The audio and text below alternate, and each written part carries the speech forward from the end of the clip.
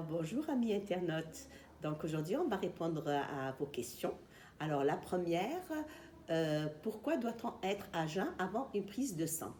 En fait, on doit être à jeun obligatoirement à jeun pour certaines analyses, certains prélèvements comme par exemple les bilans glucidiques, à savoir la glycémie veineuse, l'hyperglycémie provoquée orale, aussi les bilans lipidiques comme par exemple le dosage des triglycérides, du LDL cholestérol, HDL cholestérol, aussi pour le dosage de la gastrine, et aussi le dosage de l'insuline, sans oublier bien sûr la vitesse de sédimentation.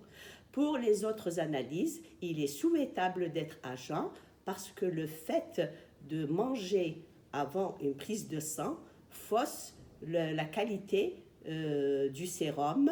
C'est ce qu'on appelle un sérum laiteux ou lactescent. Donc il est souhaitable d'observer une période de jeûne de 10 à 12 heures.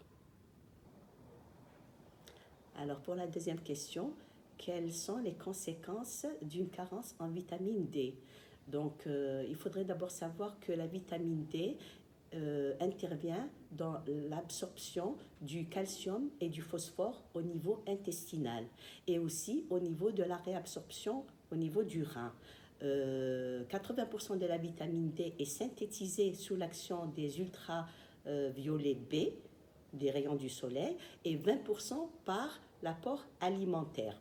Alors, les carences en vitamine D peuvent engendrer, tout d'abord chez les bébés, un problème de fermeture au niveau de la fontanelle, aussi un problème au niveau du développement psychomoteur et aussi un problème au niveau de la formation de l'os, donc le rachitisme.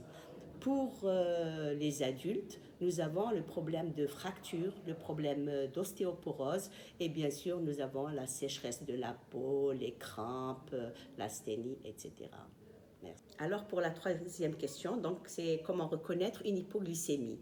Une hypoglycémie, c'est donc une baisse du taux de sucre dans le sang qui est inférieur ou égal à 0,70 g par litre, selon les nouvelles recommandations de l'Association américaine de diabète. Les signes cliniques sont donc les sueurs, les tremblements, les palpitations, un malaise, sensation de faim, anxiété. Qui peut donc aller jusqu'à l'état confusionnel. Qu'est-ce qu'il faut faire? Donc, c'est resucrer, penser à resucrer une hypoglycémie avec 3 morceaux de sucre et renouveler bien sûr l'opération 15 minutes après, ou bien sûr une injection de glucagon en sous-cutané, ou bien une perfusion de sérum glucosé. Pensez aussi à prendre sa glycémie régulièrement à travers un lecteur glycémique qui est donc le Check 3. Donc pour ce qui est de la quatrième question, est-ce que l'acupuncture a de véritables effets?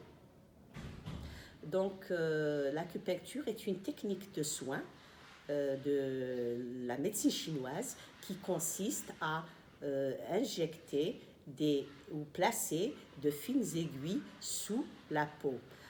Elle est utilisée surtout pour les douleurs chroniques, comme par exemple la polyarthrite, les douleurs du polyarthrite rhumatoïde, comme par exemple les lombalgies, le sévrage tabagique, aussi les vomissements lors de la grossesse.